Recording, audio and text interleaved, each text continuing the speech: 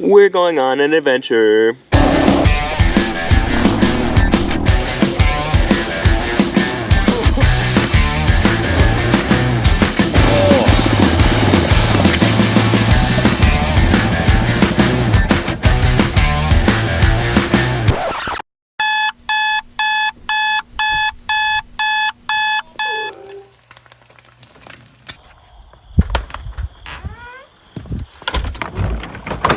Oh, there she is.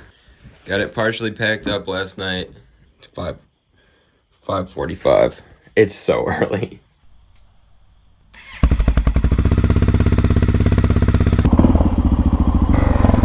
I wonder how much you guys can even see. We gotta go get gas. I'm on reserve. I gotta say, it's a little bit cold. Let's get some gasoline for our adventure,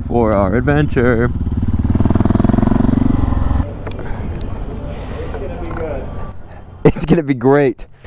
I'm gonna go with premium. Oh, I hope that actually doesn't spill out. Yes. Yes, perfect. We got the setups. I pretty much don't know if I have enough stuff at all.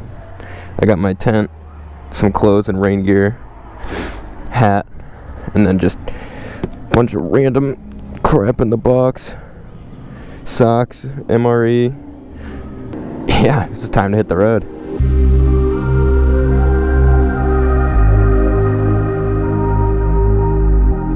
And with Gaffney, South Carolina set in our sights, we set off.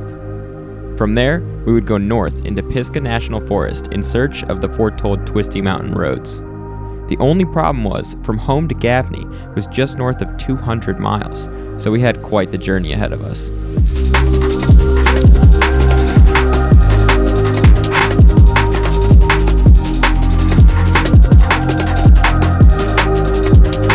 As the sun started to rise, I quickly realized that having no throttle lock and no windshield was going to be a bit of a problem. And then we got on the highway. I could feel my shoulder starting to burn just a little bit, and I think it was half to do with my super stiff throttle spring and the other half to do with holding my neck forward and my body forward on the bike going 65 miles an hour. Oh man. My trap is burning so bad. Your trap? The throttle spring is so tight on this thing. My hand was going nuts. So after being almost hit by a semi-truck, I took some Advil because I knew this was going to start to be a problem. And we're only an hour into the trip at this point. So then after a quick trip to the Great American Public Restroom, we got back on our way.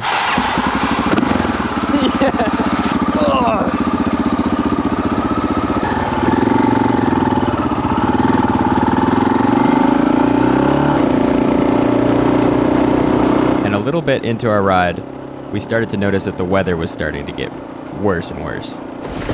It was starting to get really foggy and starting to get really cold, actually, colder than when we left in the morning. So we eventually pulled off into a Wendy's and we were going to get some food. They were closed, so we ended up at a Bojangles and had some delicious Bojangles breakfast. Yeah, some off-road stuff.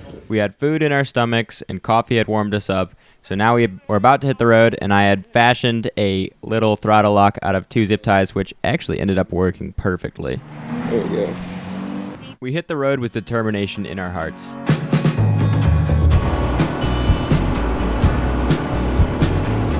And we rode for miles and miles and miles. Hours later, we eventually pull off of the highway into Gaffney, South Carolina.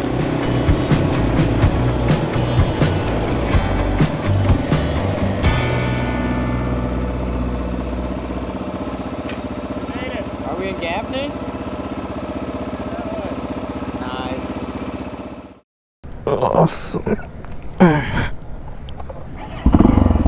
All right, ladies and gentlemen, we made it to the great city of Gaffney, South Carolina. Yeah, anyway, this is the first stop.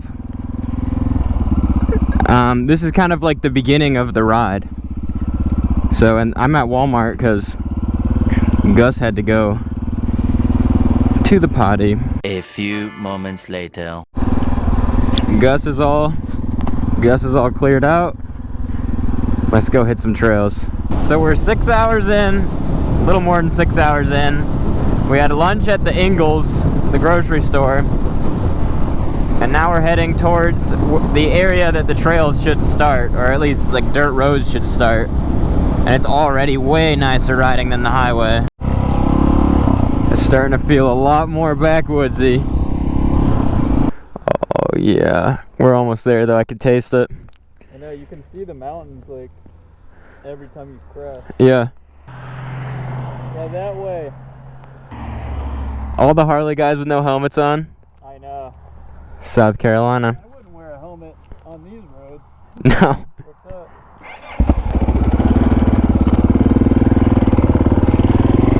Gus is always the navigator because I'm incredibly directionally challenged.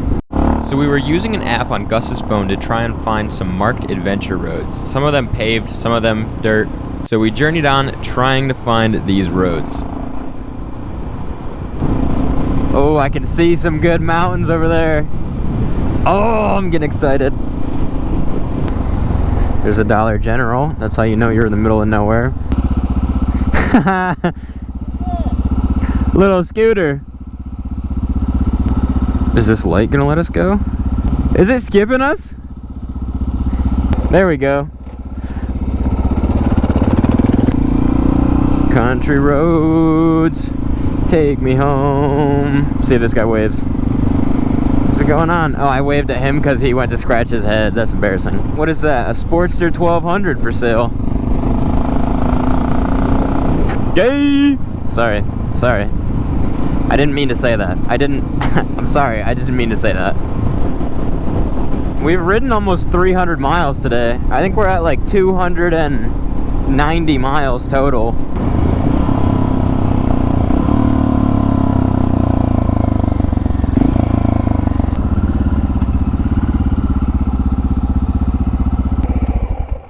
made it to Whistle and Diesel. Yeah, we did.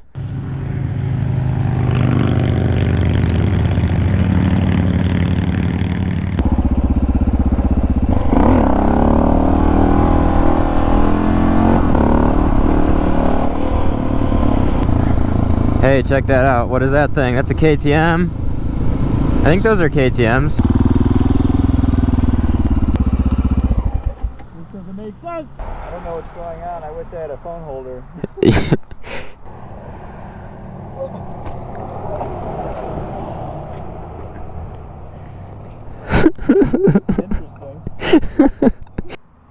That's where the adventure guys came out of.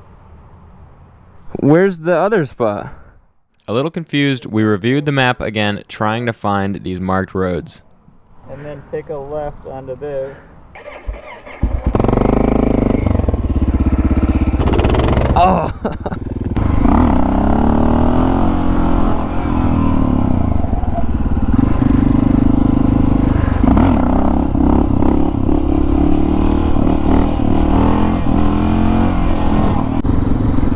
What is that, a Ranger? That thing's even smaller than a Ranger. We got some pit bikes. Just cruising down the road. Mountain, mountain stuff. This is normal mountain stuff, really. This is getting more and more fun. I really want to hit a dirt road so bad. Oh, that's cool. Oh! This bridge is held up with wood. Damn. That's so cool. That's a big ass dam. It is. I want to see if there's anything on that magnet.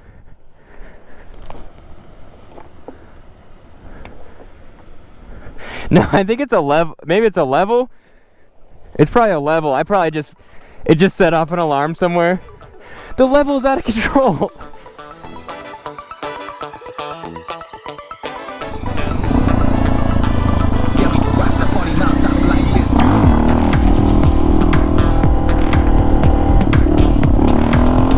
That was some balance point action right there. That felt so good. Oh, that's exciting.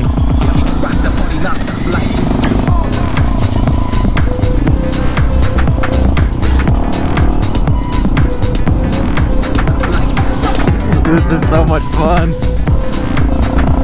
These roads spit us out into a surprisingly cool little town. We got some gas and set our course to the Pisgah National Forest, which is about 40 minutes away.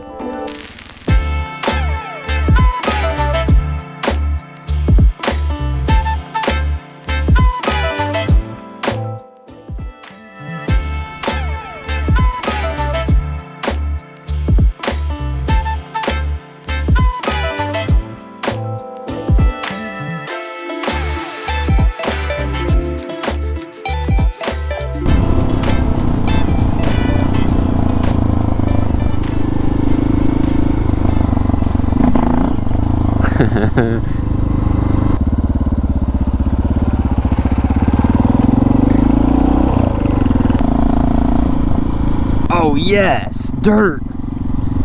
Yes. Yes.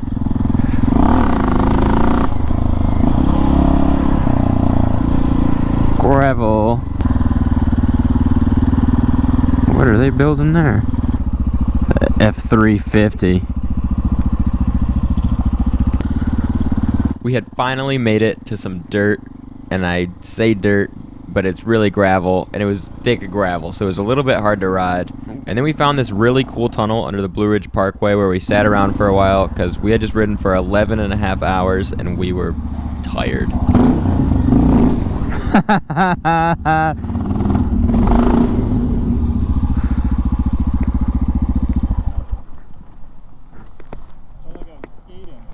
Yeah, that felt not good.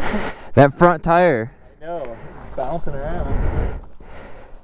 At this point, we only had about an hour until dark, so we needed to find a campsite and start a fire. So we needed to find an unmarked trail that would take us a little bit deeper into the woods. Luckily, this didn't take long. We found a trail that looked perfect, so we started going up it.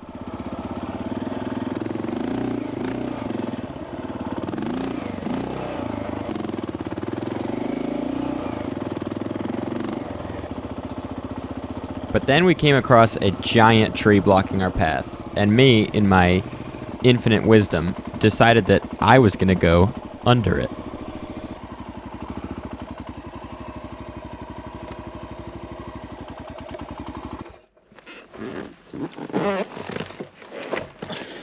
That's so stupid.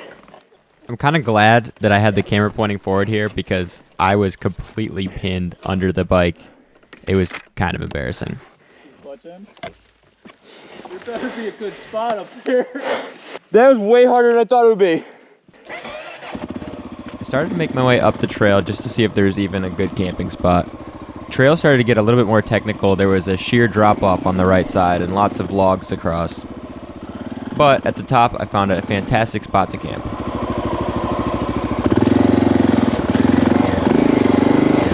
Oh, I think that's the spot right there. After watching me struggle to go under, Gus decided he was going to go over, right next to the cliff. Oh my gosh! A good spot. Are you just gonna get over that?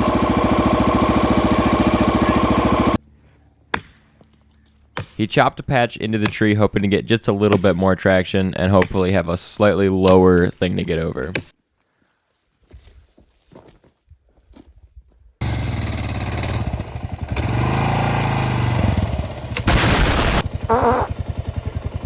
Alright, let's lift this sucker over.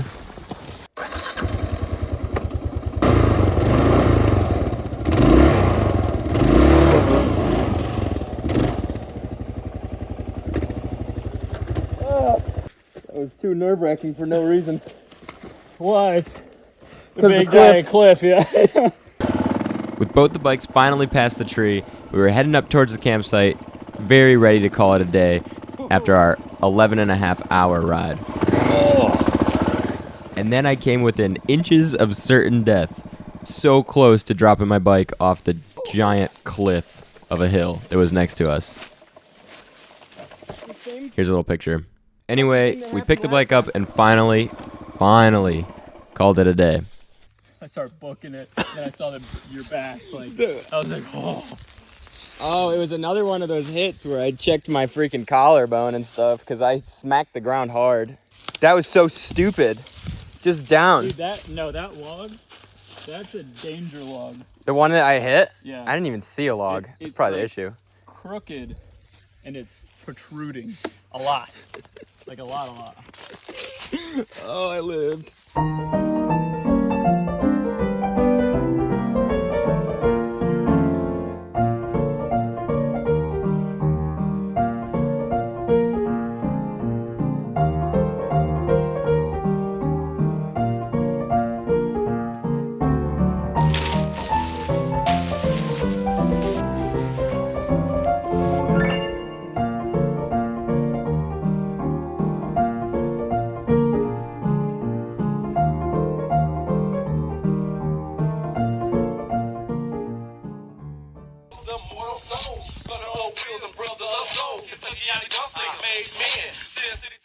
And so we settled in for the night. The first day of our trip was a success. The next day.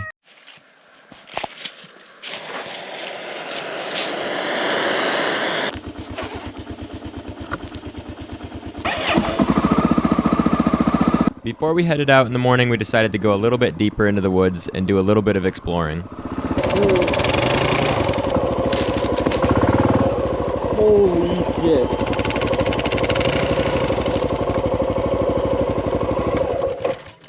And then Gus almost fell off the cliff. We started to quickly realize that these bikes were bigger than we thought, and we were very tired from the day before, so we turned around and headed back down to that very perilous tree. I was actually able to pop right over the spot that Gus had cleared out yesterday, but knowing that the KLR was so much lower, Gus got to work chopping. I think he must have chopped for like 25 minutes.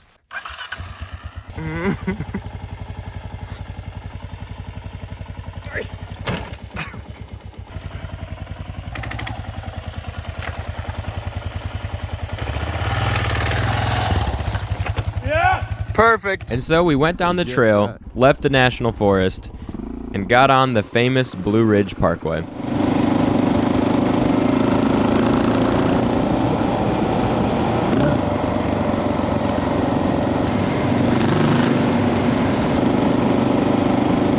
We followed the Blue Ridge Parkway into Asheville, North Carolina, where we had Rocky's Hot Chicken. After absolutely gorging ourselves at Rocky's Hot Chicken, we started the almost 300-mile trek back on Highway 40. 6 hours later, we were home. Oh my gosh, what a long day. And that is where this story ends. I'm super happy with how the XR performed. Gus's KLR did just the same, and I really hope you guys had just as much fun watching this video as I had making it. I love to make videos like this, and I've been working on getting my quality up, so make sure to subscribe and leave a like, and let me know in the comments, what is your dream motorcycle adventure? So anyway guys, thanks for watching. I got another video for you up here, and I will see you in the next video.